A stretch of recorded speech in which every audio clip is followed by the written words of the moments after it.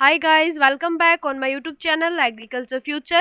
Today we will discuss about maize crop. तो आज हम डिस्कस करेंगे मेज क्रॉप जिसे हम हिंदी में मक्का बोलते हैं। और इससे पहले मैंने आपको 12 क्लासेस दे दी हैं और ये मेरी 13th नंबर क्लास है। तो मेज क्रॉप के बारे में डिस्कस करने से पहले मेरी आप सबसे एक छोटी सी रिक्वेस्ट है कि अगर अभी तक आपने मेरे चैनल एग्रीकल्चर फ्यूचर को सब्सक्राइब नहीं किया है देन सब्सक्राइब कर लें और वीडियोज़ को ज़्यादा से ज़्यादा लोगों में शेयर करें। देन वीडियो को करते हैं स्टार्ट। तो सबसे पहले जो मेज है उसका साइंटिफिक नेम क्या है या फिर बोलें कि बॉटेनिकल नेम क्या है, तो मेज का बॉटेनिकल नेम है जिया मेज, ठीक है। और उसके बाद में बात करते हैं इस क्रॉप के बारे में डिटेल में। तो जो मेज क्रॉप है वो कौन सी फैमिली से बिलोंग करता है, ग्रेमिनी या फिर पोएसी फैमिली से। जो पोएसी है ये क्या है, ग्रेमिनी फैमिली का ही दूसरा नाम है, ठीक है। एग्जाम में पोएसी पूछा जाता है, ग्रेमिनी कम दिया जाता है। उसके बाद में बात करें ओरिजिन प्लेस की। ओरिजिन प्लेस का क्या मतलब है, यानी कि जो मेज क्रॉप है वो सबसे पहले कहाँ से डिस्कवर की गई या फिर इसके जो अवशेष थे वो सबसे पहले कहाँ पे मिलेगी। हाँ, ऐसी भी कोई क्रॉप है जो ग्रो की जाती है। Then right answer is Central America या फिर मैक्सिको, ठीक है। तो मेज का ओरिजिन प्लेस किसे माना जाता है, सेंट्रल अमेरिका या फिर मैक्सिको को, ठीक है। क्रोमोसोम नंबर की बात करते हैं, 2n=20 जो है वो क्या है, इसके क्रोमोसोम नंबर है। उसके बाद में बात करें कि मेज is A cross pollinated crop, ठीक है। मेज क्या है, क्रॉस पॉलिनेटेड क्रॉप है, ठीक है। तो क्रॉस पॉलिनेटेड का क्या मीन है, जैसे कि एक प्लांट ये है और एक प्लांट ये है, ठीक है। इस प्लांट का ये क्या है, एक फ्लावर है और इस प्लांट का ये एक फ्लावर है, ठीक है। फ्लावर में दो पार्ट होते हैं, एक होता है मेल पार्ट एंड सेकंड होता है फीमेल पार्ट, ठीक है। और यही सेम इसका होगा, एक मेल पार्ट और एक फीमेल पार्ट, ठीक है।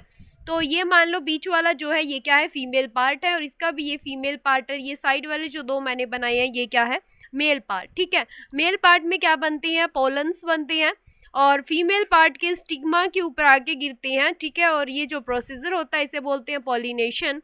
तो अगर मान लो कि इस प्लांट के जो मेल पार्ट के जो पोलन है वो दूसरे प्लांट के जो फ्लावर है, ये दूसरा प्लांट है, इसका जो फ्लावर है इसके इस फीमेल पार्ट पे आके गिरते हैं, ठीक है। इस प्रोसीजर को बोलते हैं क्रॉस पॉलिनेशन, ठीक है। यानी कि अदर प्लांट के पोलन्स का अदर प्लांट के स्टिग्मा के ऊपर आके गिरना, इस प्रोसीजर को बोलते हैं क्रॉस पॉलिनेशन, ठीक है। ये क्रॉस पॉलिनेशन होने के क्या रीजंस हैं, किस वजह से होता है, बिकॉज जो मेज है वो क्या है, प्रोटो एंट्री है, ठीक है। सबसे पहले प्रोटो एंट्री जो टर्म है उसका मीन क्या है, तो प्रोटो एंट्री जो है वो क्या है, डाइकोगेमी का एक टाइप है, ठीक है। डाइकोगेमी क्या है, डाइकोगेमी में ये रहता है कि जो मेल और फीमेल पार्ट जो होते हैं फ्लावर्स के या किसी भी प्लांट के, उन दोनों का मैच्योरिटी का जो टाइम है वो अलग अलग रहता है। यानी कि जो फीमेल पार्ट है और जो मेल पार्ट है वो दोनों मैच्योर होते हैं, उनकी टाइमिंग सेम नहीं रहती। या तो जो मेल पार्ट है वो पहले मैच्योर होगा या फीमेल पार्ट जो है वो पहले मैच्योर होगा, ठीक है। तो प्रोटो एंड्री के अंदर क्या होता है कि जो मेल पार्ट है वो पहले मैच्योर हो जाता है और फीमेल पार्ट उसके बाद में मैच्योर होता है, ठीक है। इसी वजह से इसमें क्या होता है, क्रॉस पॉलिनेटेड होता है, पॉलिनेशन होता है, सेल्फ पॉलिनेशन नहीं हो पाता। सेल्फ पॉलिनेशन का मीन ये है कि मान लो ये जो फ्लावर मैंने बनाया था तो इस फ्लावर के जो पोलन है ना वो इसी फीमेल पार्ट की स्टिग्मा के ऊपर आके गिरे, ये होगा सेल्फ पोलिनेशन, ठीक है। तो ये तो हो ही नहीं पाएगा बिकॉज मेल पार्ट जो है वो पहले ही मैच्योर हो जाएगा और जो फीमेल है वो तो तब तक अनमैच्योर होगा, तो ये प्रोसेसर कंप्लीट होगा ही नहीं, ठीक है। इससे बोलते हैं प्रोटो एंड्री। तो क्वेश्चन ये भी पुट होता है कि मेज क्या है, प्रोटो एंड्री है या फिर प्रोटो एंड्री का एक एग्जाम्पल बताओ, और जिसमें आपको जो मेज क्रॉप है वो एग्जाम्पल में दे दी जाएगी, ठीक है। उसके बाद में बात करें, maize is a known as miracle crop, ठीक है। मेज को क्या है, मिरेकल क्रॉप के रूप में जाना जाता है। मिरेकल क्रॉप का मतलब क्या है, इसका प्रोडक्शन बहुत हाई होता है, ठीक है। अगर इसको सही ढंग से लगाया जाए तो इससे बहुत ज़्यादा प्रोडक्शन हम प्राप्त कर सकते हैं या हमें मिल सकता है, ठीक है। देन बात करते हैं नेक्स्ट स्लाइड की। तो इनफ्लोरेसेंस की बात करें तो इसका जो इनफ्लोरेसेंस है वो क्या है, स्पैडिक्स टाइप का होता है। अब स्पैडिक्स क्या होता है, जैसे कि मान लो ये जो है ये भुट्टा है, ठीक है। और इसके साइड में जो ये लीव्स हैं, ठीक है, ये यहाँ पे लीफ है, ये यहाँ पे लीफ है, ये क्या करती है, सभी लीफ है ना एक फ्लावर लाइक स्ट्रक्चर बनाती है और इसे ही क्या बोलते हैं, स्पैडिक्स बोला जाता है, ठीक है। इस स्ट्रक्चर को ही क्या बोला जाता है, स्पैडिक्स बोला जाता है, ओके। देन उसके बाद में बात करेंगे कि जो मेज है वो C4 प्लांट है। C4 प्लांट का क्या मतलब है कि जब कोई भी प्लांट जो है वो क्या करेगा, ऑक्सीजन आई मीन जब भी रेस्पायरेशन करेगा तो CO2 जब ऑब्जर्व करेगा तो उस टाइम क्या होगा, जो पहला प्रोडक्ट बनेगा वो 4 कार्बन का बनेगा, इसीलिए इन प्लांट्स को क्या बोलते हैं, C4 प्लांट। ओके, उसके बाद में क्या है, ये शॉर्ट डे प्लांट है। शॉर्ट डे प्लांट का मीन क्या है, ऐसे प्लांट जिनको मतलब अपने लाइफ साइकिल में अपनी वेजिटेटिव ग्रोथ को या फिर बोले रिप्रोडक्टिव ग्रोथ के टाइम, फ्लावरिंग के टाइम जो टेम्परेचर की नीड होती है या लाइट की नीड होती है वो 12 से 14 आवर्स होती है। ठीक है, लाइट की नीड कितने आवर्स होती है, 12 से 14 आवर। ऐसे प्लांट्स को क्या बोलते हैं, शॉर्ट डे प्लांट बोला जाता है। ठीक है, उसके बाद में बात करेंगे जीन की कि मेज में कौन कौन से जीन पाए जाते हैं। देन 2 जीन्स जो है वो मोस्ट इंपॉर्टेंट है और एग्जाम में भी पूछे जाते हैं, एक तो है OPEC2 और सेकंड है फ्लोरी2। ओके, ये 2 जीन है जो मेज में पाए जाते हैं। बात करें प्रोटीन की कि मेज में कौन सा प्रोटीन है, दंजीन प्रोटीन है जो मेज में पाया जाता है। जैसे कि राइस में जो है डिजीवुजिन पाया जाता है, और बात करें वीट की तो नोरिन 10 पाया जाता है। उसी प्रकार से जो मेज में पाया जाता है वो कौन सा है, जीन प्रोटीन। ओके, उसके बाद में बात करें कि जो मेज है ना उसमें 2 अमीनो एसिड्स एब्सेंट होते हैं। वो अमीनो एसिड कौन कौन से हैं, फर्स्ट है लाइसिन और सेकंड है ट्रिप्टोफैन।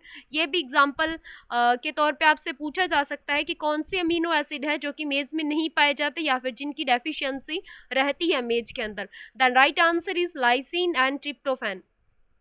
सेकंड स्लाइड की बात करते हैं। सेकंड स्लाइड में जो है मैंने मेल फ्लावर एंड जो फीमेल फ्लावर है उनको अलग अलग शो किया है ताकि डायग्राम से लॉन्ग टाइम तक याद रहता है, जिसमें कि मेल पार्ट जो है, ये वाला जो पार्ट है ये क्या है, मेल पार्ट है।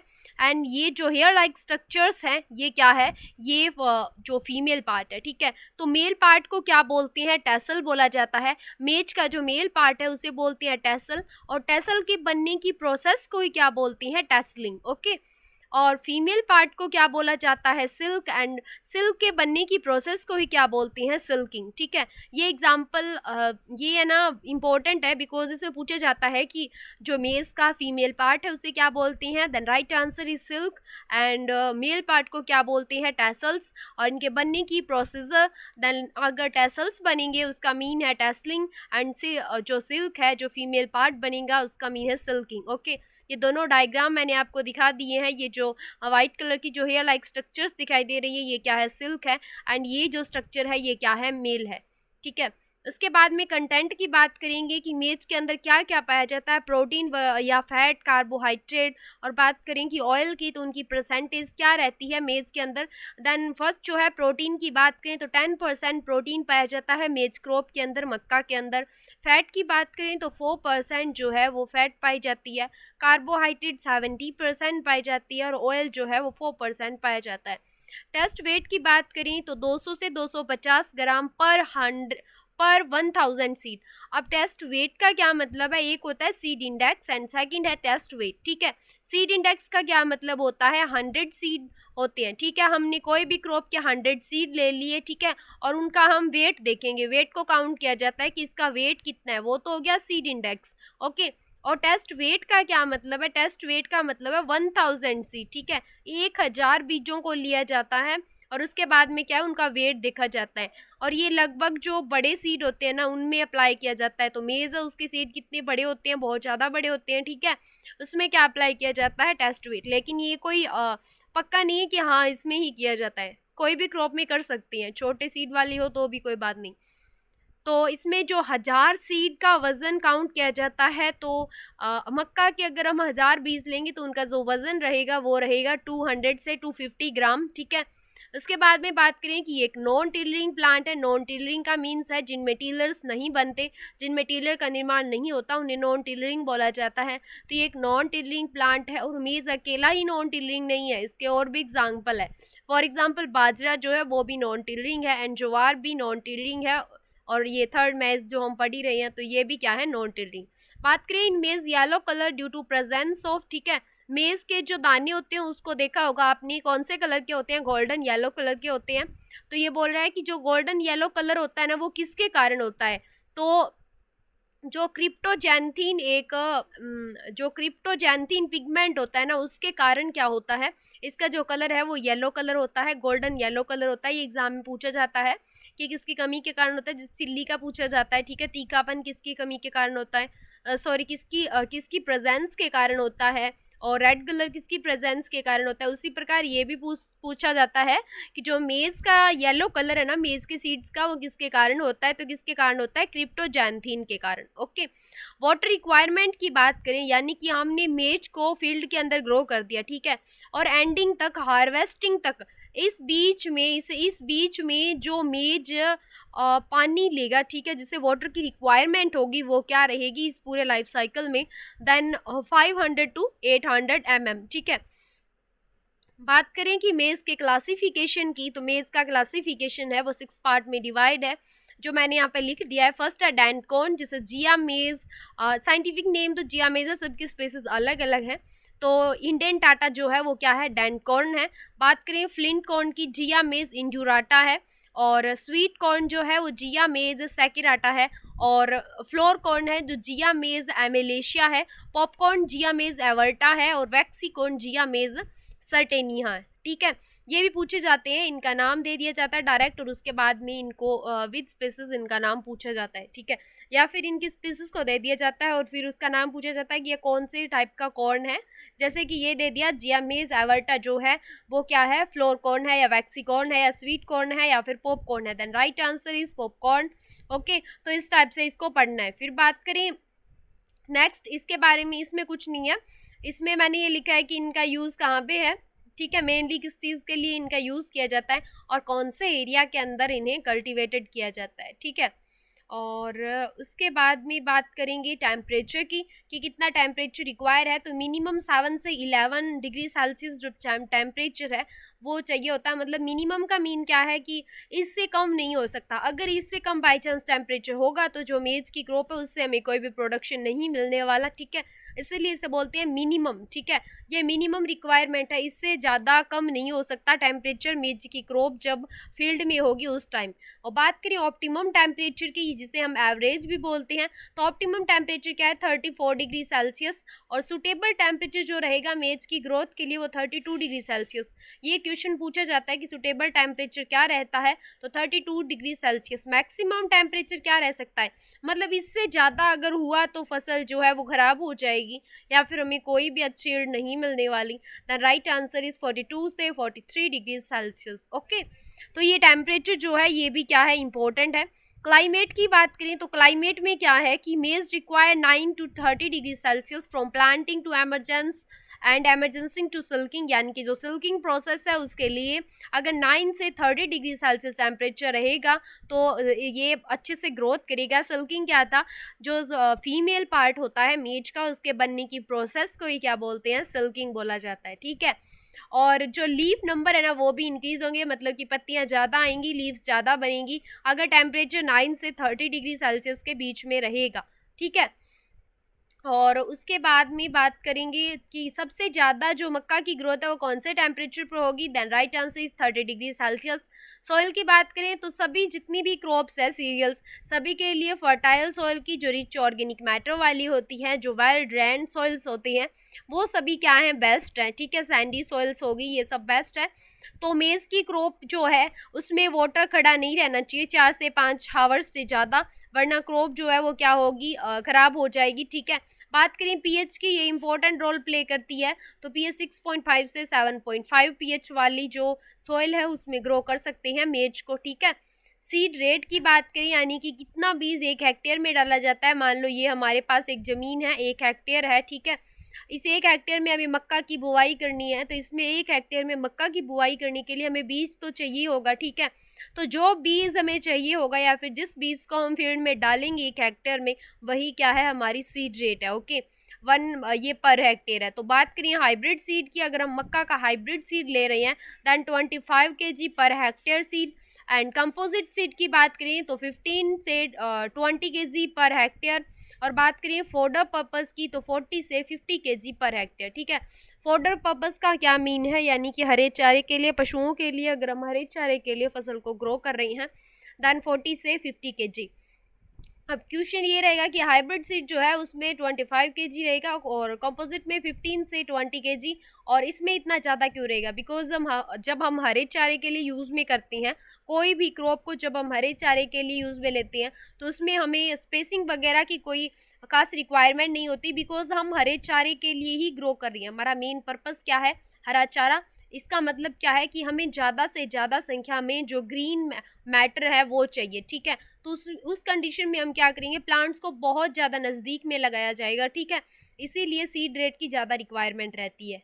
ओके, उसके बाद में बात करेंगे नेक्स्ट स्पेसिंग की, कि अगर हम सीड के लिए, अगर हम सीड के पर्पज से मेज़ को ले रहे हैं, हमें सीड चाहिए इसीलिए हम जो मेज़ है उसे ले रहे हैं, देन उसके लिए हम स्पेसिंग क्या रखेंगे, रो इनटू प्लांट जो है वो स्पेसिंग क्या रखी जाएगी, तो 60 सेंटीमीटर इंटू 20 सेंटीमीटर। ये इंपॉर्टेंट है, पूछी जाती है, ठीक है। उसके बाद में कॉमनली जो एक हर्बिसाइड यूज़ किया जाता है, ठीक है, जब वीड्स ज़्यादा हो जाते हैं तो मक्का के अंदर कौन सा हर्बिसाइड यूज़ किया जाता है? सीमेजीन। ये भी पूछा जाता है, ठीक है। और नेक्स्ट बात करेंगे एप्लीकेशन ऑफ फर्टिलाइजर, यानी कि जो फर्टिलाइजर है, जो फर्टिलाइजर कौन से, फॉर एग्जांपल यूरिया नाम सुना होगा आपने, देखा भी होगा, डीएपी, ये सब जो है ये क्या है? फर्टिलाइजर, ठीक है। तो फर्टिलाइजर क्या है, कितने डालते हैं? नाइट्रोजन जो है वो 135 kg पर हेक्टेयर रहेगा ये, और phosphor 62 kg and potash 50 kg, ठीक है। इनमें ये रहेगा कि जो नाइट्रोजन है ना उसको एक बार में अप्लाई नहीं करना, दो अलग अलग स्टेजेस में अप्लाई किया जाता है। जो इसका हाफ पार्ट जो है ना वो तो फॉस्फोरस और पोटास के साथ स्टार्टिंग में ही डाल देंगे, और इसका जो हाफ पोर्शन बच जाता है ना वो जब मेज़ के अंदर फर्स्ट इरिगेशन की जाती है उस टाइम अप्लाई किया जाता है, ओके। उसके बाद में देखो कि एजोस्पाइरिलम जो है, जो बायो फर्टिलाइजर है, उसका यूज़ किया जाता है मेज क्रॉप के अंदर, ठीक है। और उसके बाद में सीड ट्रीटमेंट की बात करेंगे कि मेज का जो सीड है उसे किससे ट्रीट किया जाता है। सीड ट्रीटमेंट की क्यों जरूरत है भाई, क्यों करना पड़ता है सीड को ट्रीट? बिकॉज अगर हम सीड को ट्रीट करेंगे तो उससे क्या होगा, जो सीड से फैलने वाले रोग हैं वो बहुत कम रहेंगे, जिससे कि क्या होगा, जो क्रॉप है उससे हमें अच्छा प्रोडक्शन मिलेगा, और जो सीड से फैलने वाले रोग हैं या फिर सीड बोर्न जो डिजीज हैं वो क्या होंगी, कम होंगी या फिर ना के बराबर रहेंगी, ठीक है। तो उसके लिए जो यूज़ किया जाता है वो कौन सा है? मेथाइल और थीराम है, जो कि 2 kg पर kg, सॉरी 2 ग्राम है, ठीक है। यानी कि 2 ग्राम हम थीराम या फिर क्या लेंगे, मेटालैक्सिल लेंगे, और 1 kg सीड उससे ट्रीट करेंगे, ठीक है। और ये इसके लिए रखा जाता है, ठीक है। और उसके बाद में वीड मैनेजमेंट की बात करेंगे, तो वीड मैनेजमेंट में एक तो मैंने हर्बिसाइड का नाम बताया था आपको, सिमेजीन, ठीक है। और सबसे पहले हमें वीड मैनेजमेंट के टाइम में ये ध्यान रखना है कि हमें सबसे पहले हैंड होइंग करनी है। हैंड होइंग का क्या मतलब है कि हाथ से उखाड़ के बीजों को फेंकना है, यानी कि जो वीड के सीड हैं, ठीक है, वीड के जो प्लांट है उनको, ना कि मेन क्रॉप को, ठीक है, हाथ से उखाड़ के फेंकना है, ताकि जिससे कि सोइल की फर्टिलिटी बनी रहेगी। बिकॉज अगर हम केमिकल्स को यूज़ करेंगे तो सोइल की फर्टिलिटी जो है वो धीरे धीरे सर्टाइल होती चली जाएगी, जिससे कि हमें उपज कम मिलने का डर रहता है या फिर कम होती चली जाती है, ठीक है। तो ऐसी कंडीशन में हमें क्या करना चाहिए, हैंड होइंग करनी चाहिए, ठीक है। और अगर बहुत ज़्यादा वीड हो जाए जो हैंड होइंग से करना पॉसिबल नहीं है, दैन उस कंडीशन में हमें क्या करना चाहिए, उस कंडीशन में हमें केमिकल्स का यूज़ करना चाहिए, ओके। और उसके बाद में बात करेंगे क्रिटिकल स्टेज ऑफ वाटर, यानी कि क्रिटिकल स्टेज ऑफ वाटर का क्या मीन है, यानी कि जब हम इरिगेशन करते हैं मेज़ के अंदर तो कौन सी ऐसी स्टेज है, हमें क्या पता चलेगा कि मेज़ के अंदर कब इरिगेशन करनी है, ठीक है। तो उसके लिए क्रिटिकल स्टेज डिसाइड की गई है कि अगर इन स्टेज पे मेज़ को, या फिर हर एक क्रॉप की अलग अलग रहती है क्रिटिकल स्टेज, ठीक है। तो मेज़ की जो क्रिटिकल स्टेज है हम उसके बारे में बात करेंगे कि कौन सी क्रिटिकल स्टेज है। तो जो टेसलिंग है और जो सिल्किंग है, ठीक है, यानी कि जब टेसल्स बन रही हैं और जो सिल्क है, जो फीमेल पार्ट है, वो दोनों बन रहे होते हैं ना, उस टाइम में इरिगेशन देना मोस्ट इम्पोर्टेंट रहता है। अगर इस स्टेज में मेज़ को पानी नहीं मिला दैन इसका मतलब क्या है, हमें प्रोडक्शन जो यील्ड मिलने वाली है उसमें हमें बहुत ज़्यादा गिरावट या फिर बहुत ज़्यादा कमी या लॉस हमें क्या है, इसका भुगतान करना पड़ सकता है, ठीक है। तो ये क्या है, एक क्रिटिकल स्टेज है इरिगेशन की। बात करें रूट सिस्टम, तो मेज़ का रूट सिस्टम है वो कुछ अलग है अदर क्रॉप से, ठीक है। ये जो सॉइल है, ये जो लेयर शो की गई है ये क्या है, सॉइल है, ठीक है। यहाँ से आगे ये प्लांट निकलेगा, तो ये देखो सॉइल के बाहर से भी ये रूट्स जो है ना ये ऊपर ऊपर दिखाई दे। किसी ने मेज का प्लांट देखा होगा तो देखा होगा कि जो तना होता है उसके पास में भी जड़ें निकली रहती हैं सॉइल के बाहर से, और वो सॉइल के अंदर की तरफ जा रही होती है, ठीक है। तो ऐसी जो होती है ना उन्हें क्या बोलते हैं, उन्हें ब्रैक रूट बोला जाता है, ठीक है। इन रूट को क्या बोलते हैं हम, ब्रैक रूट बोलते हैं, ठीक है। और ये जो रूट्स दिखाई दे रही है ना, ये वाली, ये क्या है, ये सेमिनल रूट है, और ये जो है ये क्या है, क्राउन रूट है, ठीक है। और ये जो बीच में जो बहुत ज़्यादा डेंस दिखाई दे रही है, इन्हें क्या बोलती हैं, लैटरल रूट्स। ओके, देन उसके बाद में वैरायटीज़ की बात करेंगे, कौन कौन सी वैरायटीज़ हैं जो इम्पोर्टेंट है मेज़ की, ठीक है। तो AICRP जो है उसके द्वारा जो लॉन्च की गई 1961 में, ठीक है, तो वो कौन कौन सी वैरायटीज़ हैं, तो बात करेंगे गंगा फर्स्ट जो है, गंगा 101 है, और डक्कन है, रंजीत है। इन वैरायटीज़ में डक्कन और गंगा 101 और गंगा 1, इन्हें एग्जाम में पूछा जाता है कि ये वैरायटीज़ किसकी हैं, या फिर आपको मेज़ दे दिया जाएगा ऊपर कि ये मेज़ क्रॉप है, तो इसकी वैरायटीज़ बताओ कि कौन सी है। नीचे ऑप्शन में आपको दिया जाएगा गंगा 101, गंगा या फिर डक्कन, या फिर कोई भी अदर वैरायटी जो मेज़ की है वो दे दी जाएगी आपको ऑप्शन में। आपको बताना होगा कौन सी वैरायटी जो है वो मेज़ की है और राइट आंसर कौन सा है। बात करें कंपोजिट वैरायटी की, तो कंपोजिट वैरायटी कौन सी है, विक्रम, विजय, अंबर, किसान, जवाहर और सोना, ठीक है। ये भी इंपॉर्टेंट वैरायटीज़ हैं, बहुत बार एग्जाम में पूछी जाती है। उसके बाद में सिंथेटिक वैरायटी की बात करें तो अंबर जो है वो क्या है, ओपन पॉलिनेशन से बनाई गई एक वैरायटी है। टॉप क्रॉस जो वैरायटी है वो है गंगा 2, और हाई स्टार्ट जो वैरायटी है वो क्या है, टॉप क्रॉस वैरायटीज़ हैं, ठीक है। ये क्या है, ये मक्का है, इस टाइप का ये भुट्टा होता है, ठीक है, मक्की का, और ये क्या है, इसके सीड्स हैं। उसके बाद में बात करिए हार्वेस्टिंग की, तो हाइब्रिड जो सीड है उसका प्रोडक्शन कितना होता है, 50 से 60 क्विंटल पर हेक्टेयर होता है। कंपोजिट का 40 से 50 क्विंटल पर हेक्टेयर रहता है। और फोडर क्रॉप्स की बात करें तो 300 से 400 क्विंटल पर हेक्टेयर, और average yield in India 2.75 ton, ठीक है। एवरेज यील्ड बताइए वो भी इंडिया की, तो 2.75 टन, ठीक है। तो एक बार फिर से रिवीजन ले लेते हैं ताकि जिससे लॉन्ग टाइम तक याद रहे, और हमने क्या पढ़ा है वो सारा एक बार से पता चल जाएगा। सबसे पहले हमने देखा कि मेज़ की जो क्रॉप है उसका साइंटिफिक नेम क्या है, जिया मेज़ है। तो उसके बाद में हमने फैमिली को देखा जो कि ग्रेमिनी या फिर जिसे पोएसी बोलती हैं। ओरिजिन प्लेस है सेंट्रल अमेरिका या फिर मैक्सिको। Chromosome number 2n=20। मेज जो है वो क्रॉस पॉलिनेटेड क्रॉप है और प्रोटोएंड्री है। प्रोटोएंड्री का मीन क्या है, जो मेल पार्ट है वो पहले मैच्योर हो जाता है और फीमेल पार्ट जो है वो बाद में मैच्योर होता है, ठीक है। इसी कारण से इसमें क्रॉस पॉलिनेशन होता है। मेज को क्या बोलते हैं, मिरेकल क्रॉप, बिकॉज इसका प्रोडक्शन बहुत ज़्यादा होता है। और इसे क्वीन ऑफ सीरियल्स भी बोला जाता है, यानी कि जो सीरियल्स हैं उन्हीं उनकी जो रानी है उसे, और राजा किसे बोला जाता है, वीट को, गेहूं को। और इसके इनफ्लोरेसेंस को क्या बोलते हैं, स्पैडिक्स। ये एक C4 प्लांट है, शॉर्ट डे प्लांट है। और जो जीन है इसके इंपॉर्टेंट वो है OPEC2 और फ्लोरी2। प्रोटीन इसमें कौन सा पाया जाता है, जीन, ये भी इंपॉर्टेंट है, क्वेश्चन पूछा जाता है। 2 अमीनो एसिड्स की कमी पाई जाती है, लाइसिन और ट्रिप्टोफैन है। और ये जो है ये क्या है, ये मेल पार्ट है जो हेयर लाइक स्ट्रक्चर्स हैं जिसे सिल्क बोलते हैं, और इसके बनने की क्रिया सिल्किंग कहलाती है। और ये फीमेल पार्ट है टैसल, इसके बनने की प्रोसेस को टैसलिंग बोलते हैं। और ये दोनों स्टेज जो है वो इरिगेशन के लिए मोस्ट इंपॉर्टेंट है। इस टाइम पे अगर पानी नहीं दिया जाएगा मेज को तो प्रोडक्शन बहुत ही कम होगा या फिर फसल अच्छे से नहीं ग्रो कर पाएगी। बात करें कंटेंट की, कौन कौन सा कंटेंट पाया जाता है, तो मेज में protein 10%, fat 4% and carbohydrate 70%, oil 4%। ये जो है ये क्या है, इसके अंदर पाया जाता है मेज के सीड के अंदर। टेस्ट वेट की बात करें 200 से 250 ग्राम पर 1000 सीड्स, ठीक है, यानी कि 200 से 250 ग्राम्स क्या पाया जाता है, 1000 सीड्स का जो वेट है वो कितना रहता है, 200 से 250 ग्राम, ठीक है। नॉन टिलरिंग प्लांट है, टिलर्स का निर्माण नहीं होता। एग्जाम्पल और भी है, बाजरा और ज्वार भी दोनों क्या है, नॉन टिलरिंग ही है।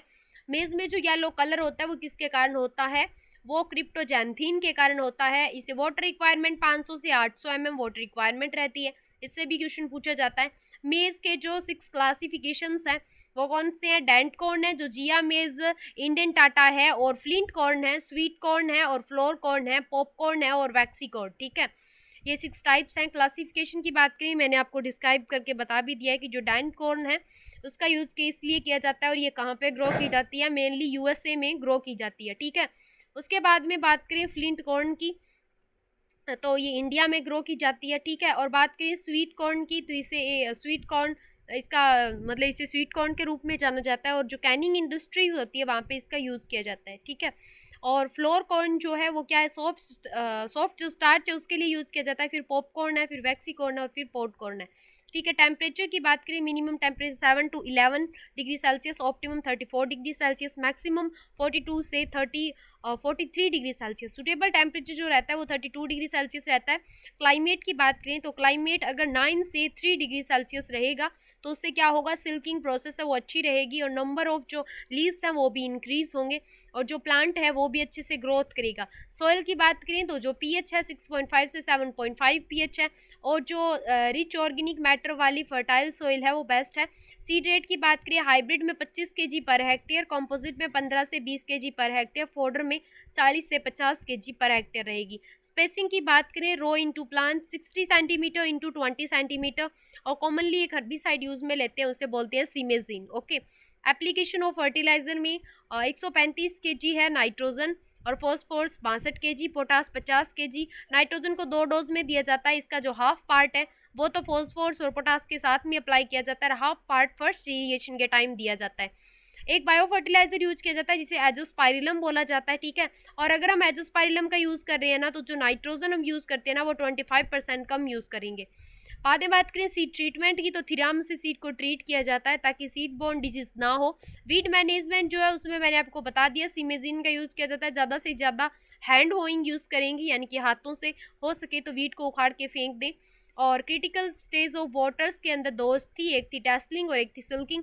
और उसके बाद में मेज का रूट सिस्टम था सेमिनल और क्राउन, ब्रैक और लैटरल, यानी कि 4 टाइप्स की इसके अंदर रूट्स पाई जाती हैं, ठीक है, जो आपको डायग्राम में अलग अलग साइज से दिखाई गई है। वैरायटीज़ की बात करें 4 टाइप्स से थी। फर्स्ट थी जो AICRP ने 1961 में गंगावन, गंगा 101, दक्कन और रंजीत थी। कंपोजिट वैरायटी थी विक्रम, विजय, अंबर, किसान, जवाहर और सोना। और सिंथेटिक वैरायटी थी अंबर जो कि ओपन पॉलिनेशन से इंक्रीज की गई थी। और टॉप क्रॉस वैरायटी थी गंगा 2 और हाई स्टार्स, ठीक है। उसके बाद में ये है भुट्टा और ये क्या है, येलो सीड्स। और उसके बाद में हार्वेस्टिंग और ईल्ड की बात करेंगे तो जो ईल्ड है उसका क्या है, हाइब्रिड की बात करें 50 से 60 क्विंटल पर हेक्टेयर, कॉम्पोजिट से 40 से 50 क्विंटल पर हेक्टेयर और फोडर के लिए 300 से 400 quintal per hectare. Average yield जो इंडिया की रहती है 2.75 टन प्रति हेक्टेयर रहती है per hectare. Thanks for watching my videos. आज की वीडियो में इतना ही। ये मेज क्रॉप में ओनली डिजीज और इंसेक्ट्स रह गए हैं, उसके अलावा मैंने सभी पोर्शन जो है आपको कवर अप करवा दिए हैं। और जो वीट जो इंसेक्ट्स रहे हैं और जो डिजीज रही है वो सभी क्रॉप्स की कंबाइन करेंगे विद चार्ट, जिससे कि लॉन्ग टाइम तक याद रहे। इसके बाद में जो नेक्स्ट क्रॉप रहने वाली है वो रहेगी मे बी वीट, नहीं राइस रहेगी, ठीक है। तो जल्दी दूसरी क्लास लेके आऊँगी मैं, तब तक के लिए टेक केयर, बाय बाय।